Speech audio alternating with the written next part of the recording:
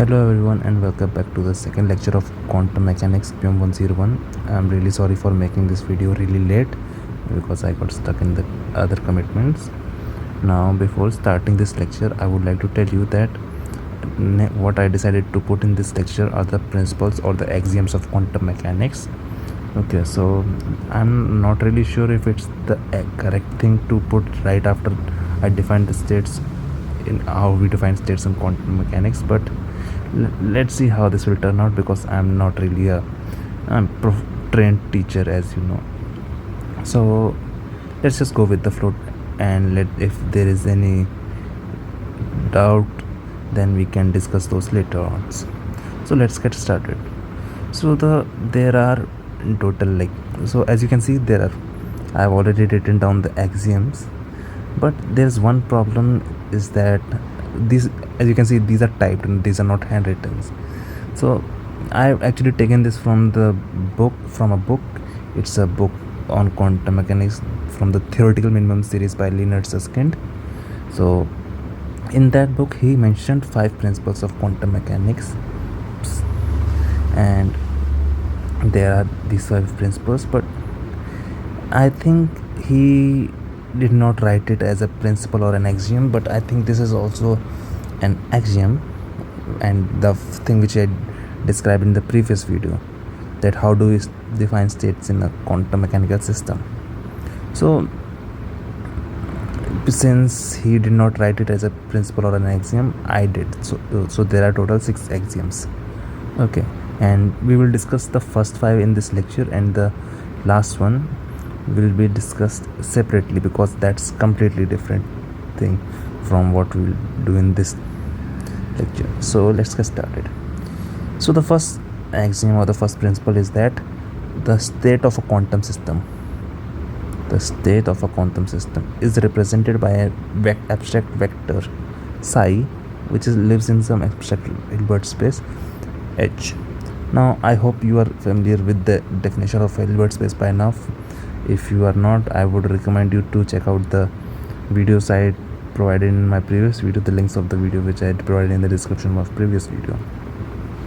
Okay, so what this means is basically that there is some Hilbert space. Hilbert space is, you can say in loose term, it's a vector space with some inner product,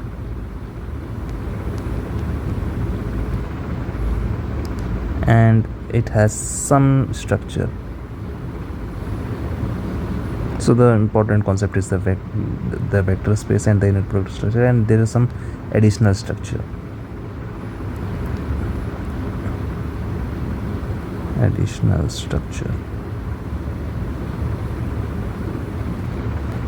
Now, and a state of a quantum system is a vector in that.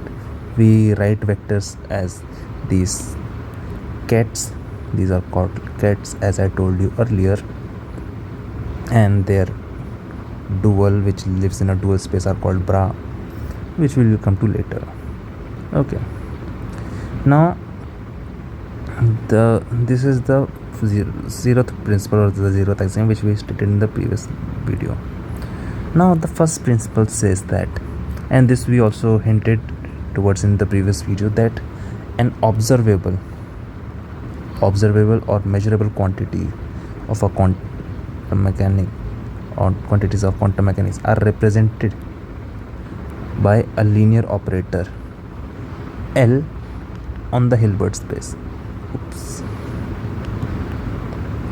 Now this L is what? It's a linear operator. That is, L is on the Hilbert space, that is, L is a map from H to H such that L of AV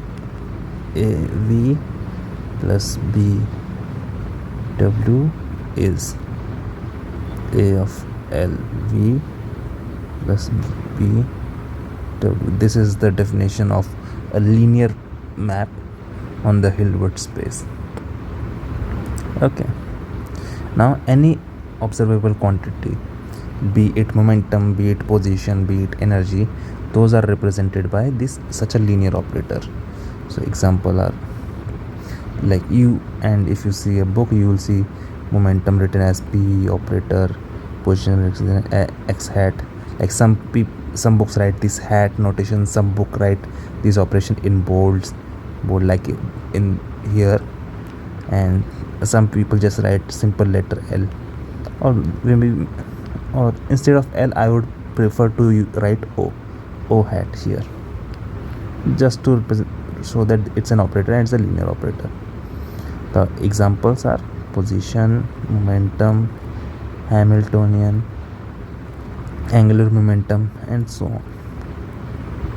Okay, so state is a vector in the Hilbert space, and the measurable quantities are operators on those Hilbert space.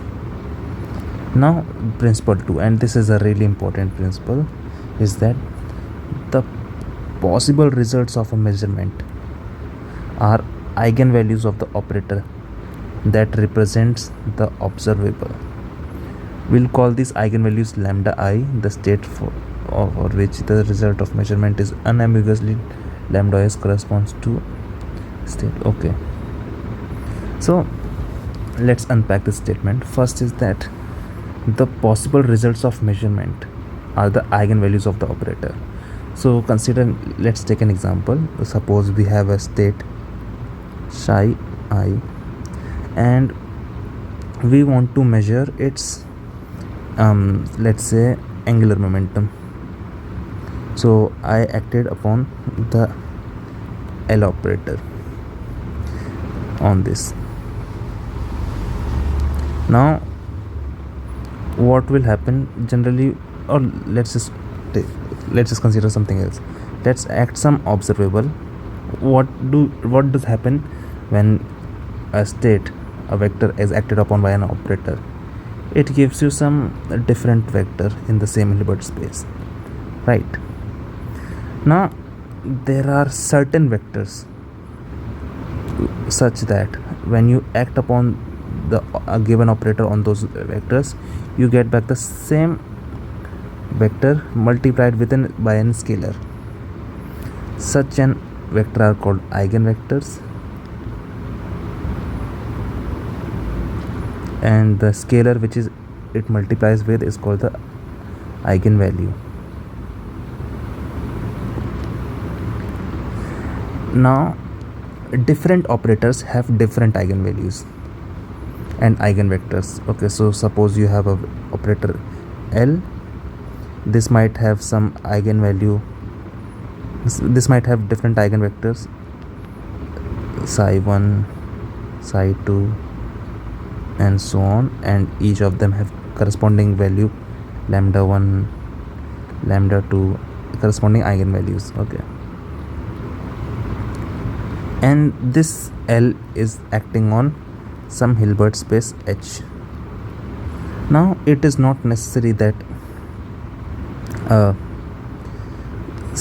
different operators, say M, which is acting on the same Hilbert space H, it will have some different, it might or might not have the same eigenvalue. Might have some different eigenvectors, psi, say phi 1, phi 2, what am I doing, and so on, and the corresponding values may are, say psi 1, psi 2, and so on. Okay, so what the eigenvectors and eigenvalues are the properties of eigenvectors, and eigenvectors are property of a given operator. So what are the eigenvectors? They depend on a given operator. Different operator will have different eigenvectors even if they are acting on the same Hilbert space.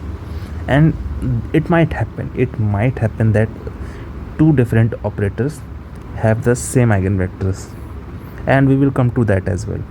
Okay, there is a theorem which tells you when the two operators have the same eigenvectors, but might be with different eigenvalues. Okay, so that's a very important point.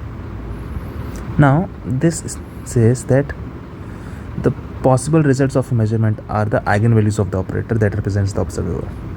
So suppose you want to measure the angular momentum of a system. So for that you have the angular momentum operator L.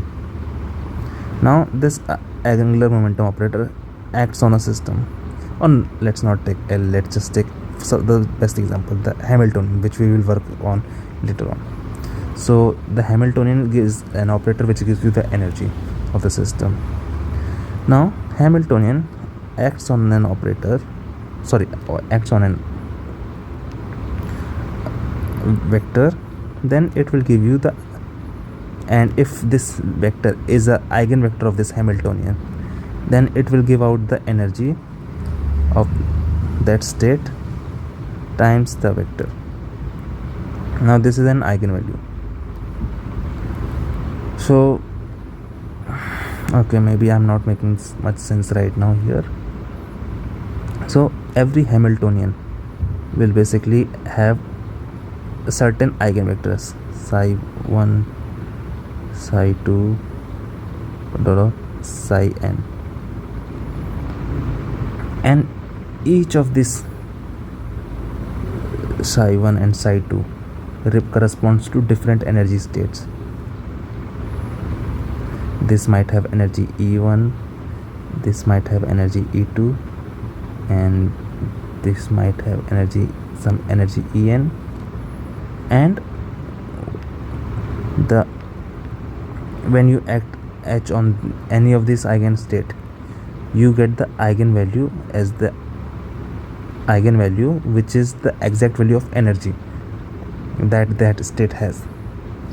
So if you talk about a physical system, so let's take a physical system for example. Let me shift these down so that I can have more space.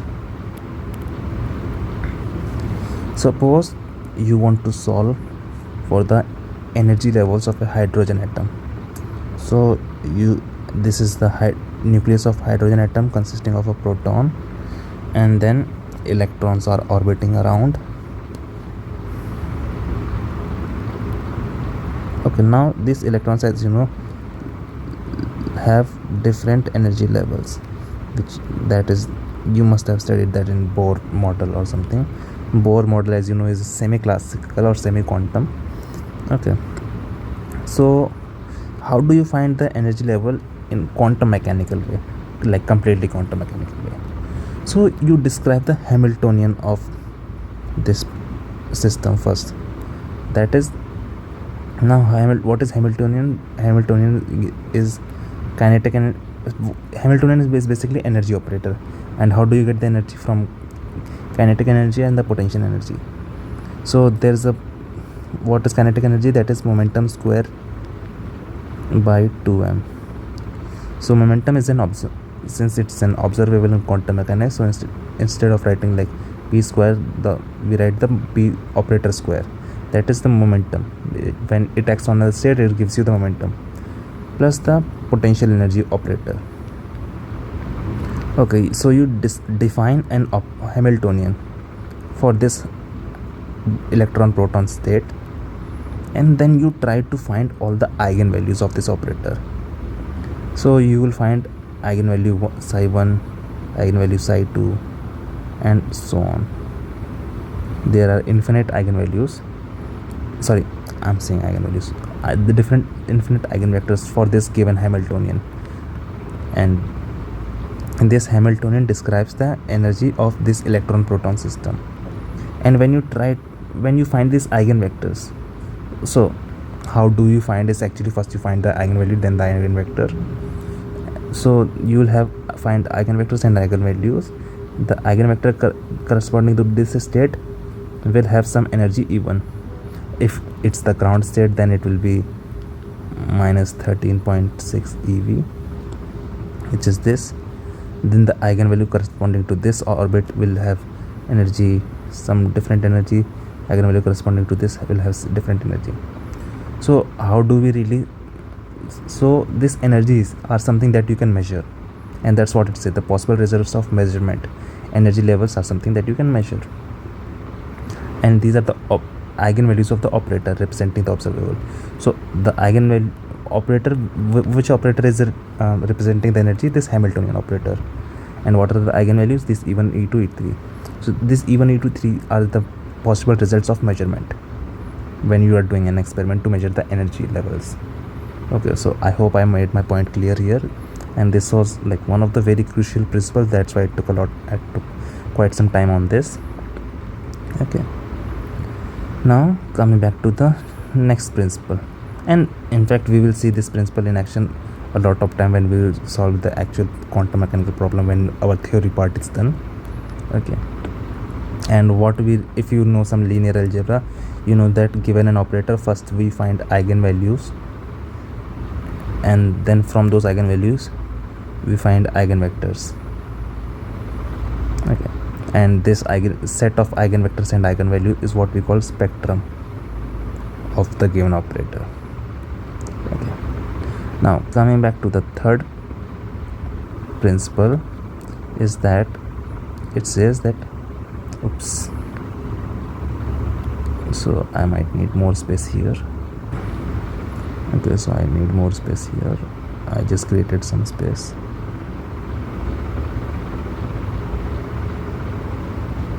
Okay, so the third principle says that unambiguously distinguishable states are represented by orthogonal vectors.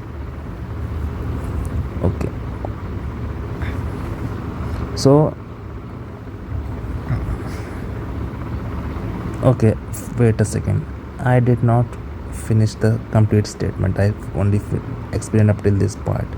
Now from this part onward, what does it says is that, okay, let me put it down. It says that if you are doing some measurement on a given particle, so now suppose you are trying to measure the spin of an electron. There is an electron and you are trying to measure the spin of this electron, and you're doing that using a magnetic field B, such that magnetic field is aligned in this direction. Now whenever you try to find the spin of the electron, it is turning out to be spin up. Okay, some value, what that value, okay, okay, so you are trying to find the value of spin in the z direction, which is this up direction, and you are finding the value at the z projection of that spin to be exactly half h bar. Every time you try to measure the spin of the projection of the spin along this axis, you are finding this plus half h bar. So what does this mean? That now this half h bar, this is one of the eigenvector of this operator, which gives you which defines the spin in z direction. Now this operator has two possible eigenvalues, plus half h bar, minus half h bar. Okay, so these are the only two possible values that you can get out of an experiment. Now when you do the experiment and you measure the projection of this spin along the z-axis, every time you find that the result is this, what does this tell you is that the state of the system is spin half exactly. Sorry, the spin up exactly. If every time you do the measurement and you get this value, that means the state of the system or of the electron is spin down. Now suppose instead of this, you get,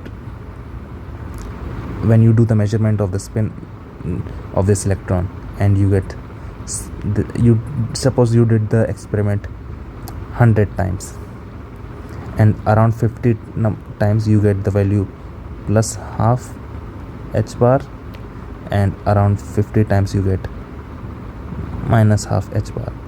Like I'm saying 50-50, but it can be say 51 and 49 and so on. In that case, what is the state of the system? In that case, the state of the system is approximately spin up plus spin down.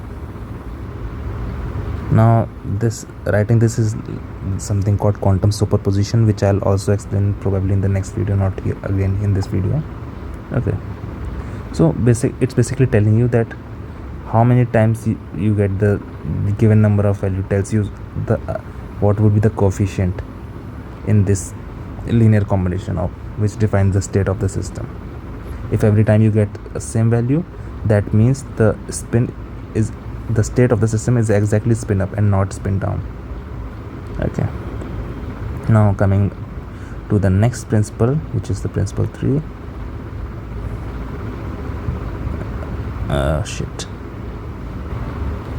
Now principle 3 says that unambiguously distinguishable states are represented by orthogonal vectors. What do you mean by unambiguously distinguishable states? A state which has energy E1,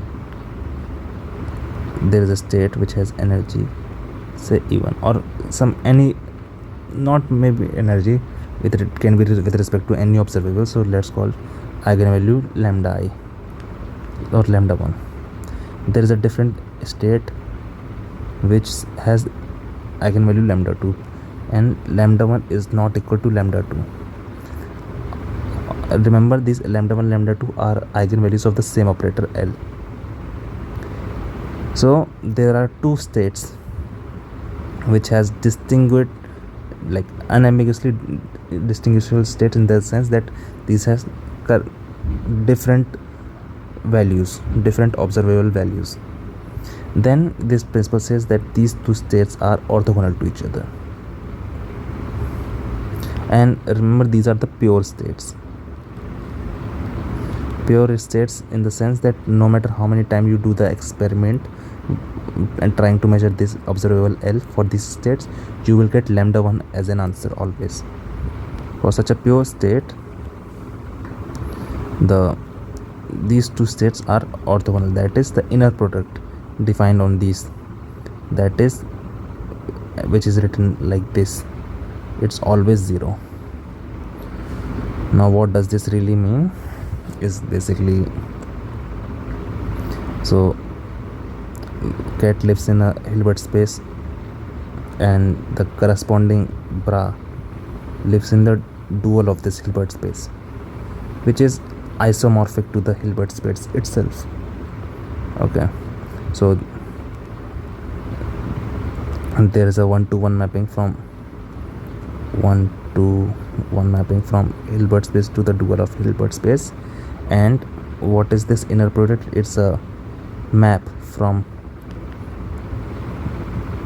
dual of Hilbert space to the Hilbert, from two which take one element from the dual of Hilbert space, second element from the Hilbert space, and gives you a number or the element from the field. And the field in case of quantum mechanics is generally the set of complex number. So this is the inner product on the Hilbert space. Okay, and this, what do we mean by orthogonal, is that the two states are orthogonal, that means their inner product is exactly 0. This is the definition of orthogonality.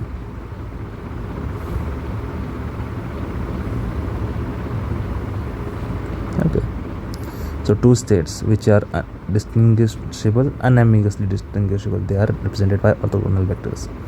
So when I said that this Hamiltonian has different eigenvectors which have different eigenvalues, okay, and these states are distinguishable from each other, that means they are, all of them are orthogonal to each other.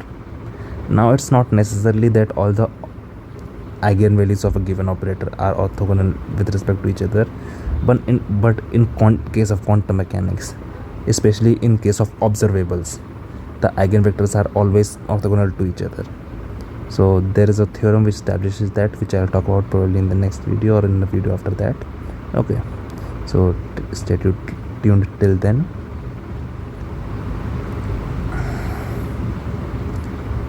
Now the fourth principle says that cat A is the state vector of a system and the observable L is measured. The probability of observe value lambda I is given by this. Okay, so suppose you are given with a system A, cat A, which is lives in Hilbert space. Now you want to measure the value L, some observable value which is represented by the operator L, which again is a map from Hilbert space to Hilbert space. Now this operator has set of eigenvalues lambda 1, lambda 2, lambda 3 up to lambda n, and can be infinite. Okay, that depends on what kind of operator it is. Now when you measure the state, when you measure the value of L for this state A, it's possible that this state sometimes gives you value lambda 1, sometimes give you value lambda 2, sometimes give you value some lambda I. Okay, it need not give you one's exact value every time. If it does, then this state can be identified with the cat lambda I. What is this cat lambda I? Generally this is how we write. We represent the vector corresponding to the some eigenvalue with its eigenvalue itself. So the cat lambda I gives you the eigenvalue lambda I. So we write the eigenvalue equation like this. This is just a notation. Okay, if A gives you every time lambda 2, then the A is actually exactly equal to lambda 2. If A gives you every lambda I, then the A is exactly lambda I. But if A gives you different values at different time, that means it is A is some linear combination of these lambda i's. Okay, or maybe I should write lambda j, because I've written I here already. Now this principle says that now you are getting different values at different time, like different number of times, like you are getting. So what is the probability of getting lambda 2 or lambda I, any lambda I? So that probability is given by this expression. You take, this is your A, you take dual of this lambda I, multiply with it with this is a complex number, and then you take the complex, this is a complex number, so let's call it Z, and take the complex conjugate Z bar, which is A lambda I. And when you take the Z bar Z, which is exactly this expression, then it gives you the modulus of this complex number Z square, which is a real number. Okay, and you have to make sure that the eigenvectors are normalized properly, so that it's okay, that normalization part will come later. Okay, so this will give you a real number. So this quantity is a real number, and it gives you the proper probability of finding lambda I. That's what this principle says. Oh, so why are these twice? Now these are all the principles 0, 1, 2, 3, 4, the 5 principles of quantum mechanics, which are really essential. Now this next and last, it says that the evolution of state vectors is with time is unitary. Now I will not expand on this principle right now. This is a topic for the next video, for a different video. But what this principle implies is that probability is conserved. So this probability which we are talking about, this is conserved in the sense that whether you measure the probability right now for this state A or later in some time, the probability will turn out to be the same. So this is what this statement exactly means, and how it means that we'll see when we discuss this, the mathematical detail of this principle later on in a different video. So I hope you understand this. I know this video was like very mathematically intensive, and it was it was a little weird, but I'm telling you, this is the heart of quantum mechanics, and if you can understand these principles, then you can understand the quantum mechanics from like anything in quantum mechanics. There will be no difficulty in understanding the conceptual, there will be no difficulty in getting the conceptual understanding of the quantum mechanics if you understand these principles. So in case you cannot understand some part, maybe rewatch it or read the book. I recommend you to read the book by Leonard, Susskind, Theoretical Minimum. Leonard, Susskind, I think it's double S, Theoretical Minimum on quantum mechanics. Okay, maybe you can read that to get some more mathematical details and some more understanding, and once you understand these principles, then quantum mechanics will be a piece of cake for you guys. So I hope you liked the video. I hope you enjoyed understanding this. I know this was a little boring lecture because of all the mathematical details, but I'm telling you, this is the actual fun of doing quantum mechanics. So once you get that, everything will be a piece of cake for you. So with this, I end my video. See you next time in a different video where I explain you more about it. I'm not sure exactly what will I explain in my next video, so till then let me just think a little what should be the next thing, and then I'll come back with another video. Thank you. If also if you like the videos,